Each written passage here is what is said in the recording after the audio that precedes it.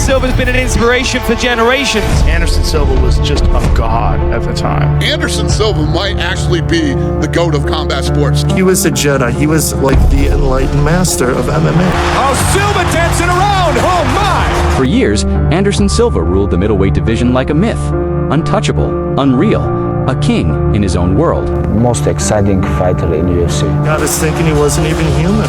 No one was like even close. No one. And somewhere far away, a skinny kid watched him, dreaming of the day he'd move like that, fight like that, be that.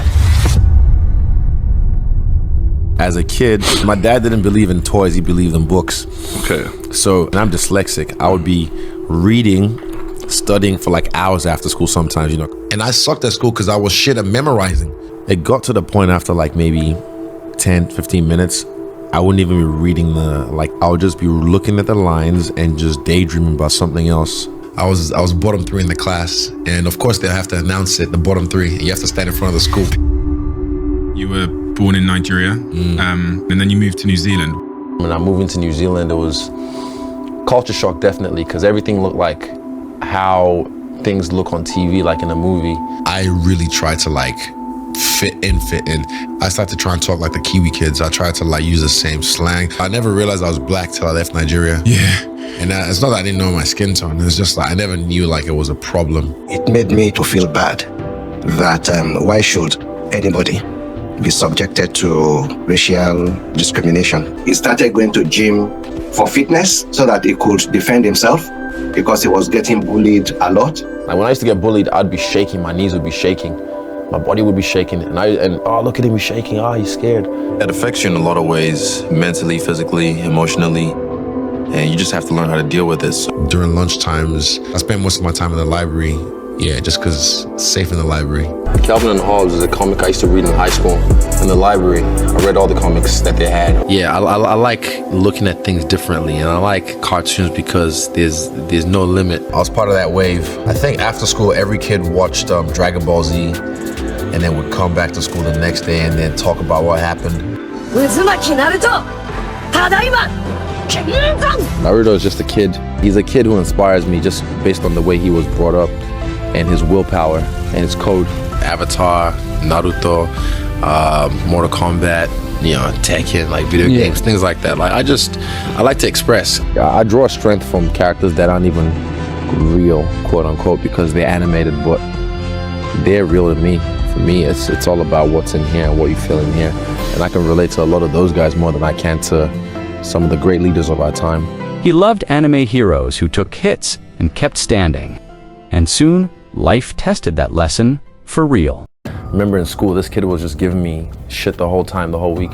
And during the weekend, he rode by my house and she yelled, "Go back to your country, Blackanese."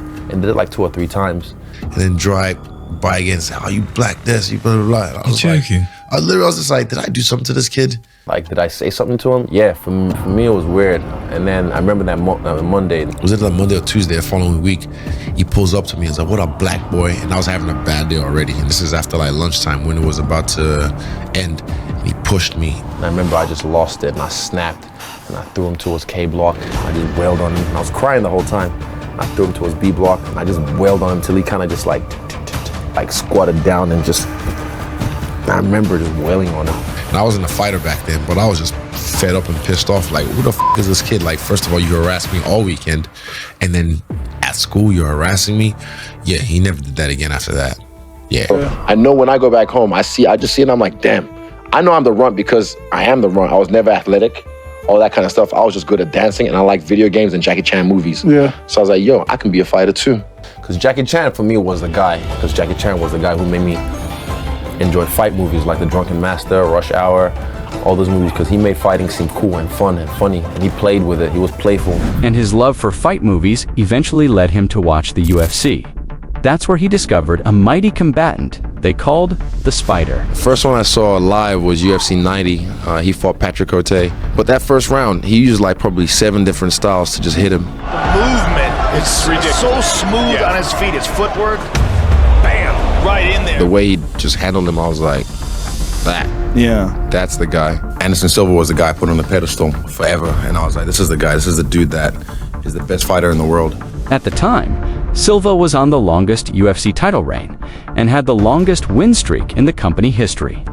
Aiming to take down his idol, our young boy set out on a journey. He came into our room one day and said that I'm going to Auckland. I said, why? He said, I want to pursue my kickboxing career. I was devastated. When he came to the room that morning and said, I'm off to Auckland, I was crying. Because it was adamant he was going to leave. We made up our mind at that point that, look, win or lose, we have to support this boy. It looks like this is what he wants to do. That's when I made that jump in 2010 and moved to Auckland to City Kickboxing. And yeah, I think I made probably one of the most important decisions of my life. Made the right move. And then 6 weeks later, I had my first fight. And before I realized it, I wanted more of it.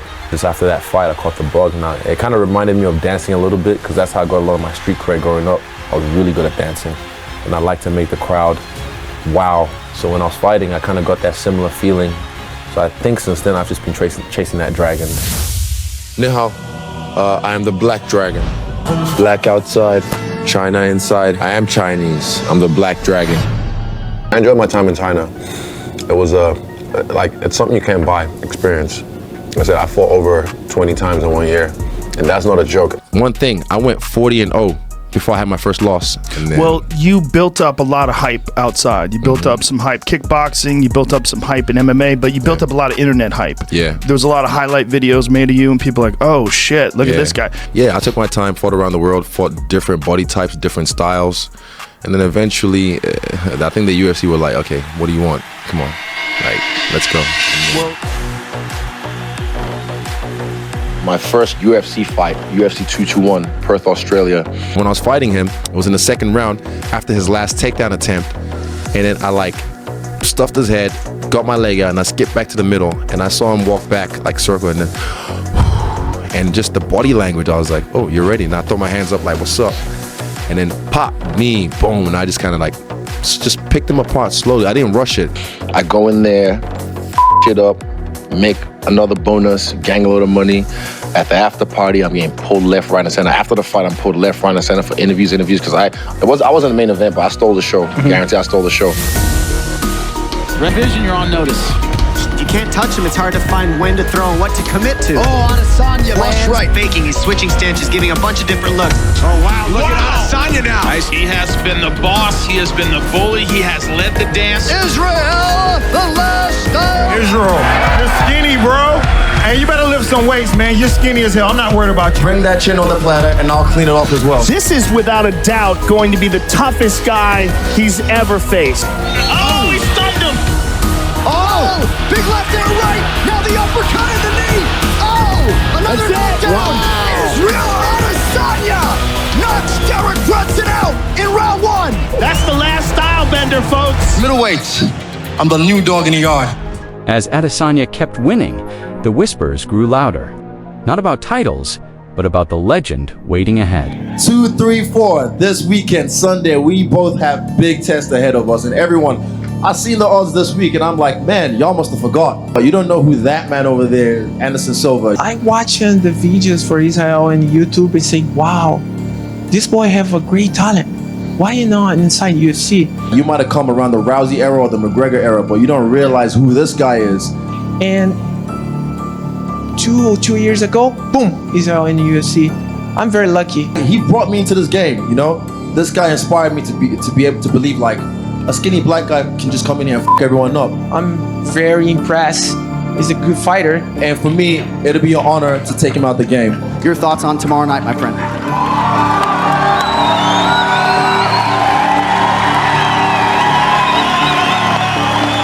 Thank you guys, thank you. You know, I worked my entire life for this sport. I need to say thank you, God, for giving one more time the great opportunity for give a great show for you guys. Thank you so much. He's trying to make me cry. F him. To my everyone from Auckland that came through, I appreciate you. I don't give a f. Look, I'm a fan of this man. But just because I'm a fan doesn't mean you can't catch these hands and elbow and feet and knee. Tomorrow we're gonna throw everything in the cage. We're gonna have fun, all right? I'll send him off in a nice way. Let's go. I did the stance Rock Lee normally does. I I did the stance that he normally does in the weigh-ins, and Anderson stood there like Gara, but he probably doesn't even know what that is, but he just stood there like this. And shit like that, it's a taijutsu fight. It's just like when life imitates art without even trying. Anderson is playing the game where me and him are playing this game. So when I hit him, I didn't hit him clean. I'm not trying to hit him where he is. I'm trying to hit him where he's gonna be. But then he knows that as well. So he'd anticipate that and then pause. The distance is just right, so it just nicks him. I've fanboyed over the guy his whole career, and I've studied him. I knew what he was gonna do before he do it. Like when he tripped me, I was getting up, and in my head I was like, okay, here come that flying knee. I was like, get the f out of Dodge. He's never had someone do to him what he's done to people. There was one moment, and it was in the third round, and he went to he's like, come on. He puts his back against the fence. It's what he did to Bisping. And he front kicked him in the face. And at one point I was just stood there, I was like, I'm gonna wait too. And it was maybe like 7 seconds, but there's a split second in there that I was just like, holy shit. I'm fighting Anderson Silva. The fight on the feints. He fakes.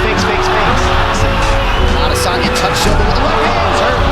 Yeah, digs those toes into the body. In the end, awesome match. A striking match turned out by Israel Adesanya and Anderson Silva. And I did it, and it was a beautiful fight. When he said to me in the cage, like, I passed the baton to you, and just kind of like blessed me with all these words, and I'm there like just crying, you know, for me, because that was never meant to happen. And I even have it framed in my house. We're fighting on this chess piece, like a chessboard, because that's what the fight was. For a long time. UFC 90. I still remember the DVDs, bro. I've been watching for a long time. No, always, never, ever, always. And Anderson Silva, at 43 years old, able to extend Israel Adesanya the full 15 minutes here tonight.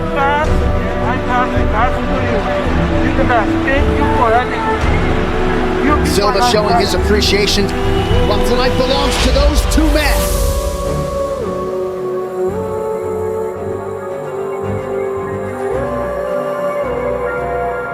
Well, he's 50. Yeah. He's insane. Oh, he's gonna knock him out. Yeah, Anderson's gonna knock him out. Oh, the takedown. Boom. Sent it. Moment to go out on, or do you want to keep going? I mean, I keep doing, you know. Forever. He's never gonna stop. He ain't never gonna stop. He's still doing well for himself. Yeah, nah, Anderson's still Anderson, man. Trust me, I back. Trust me, I back.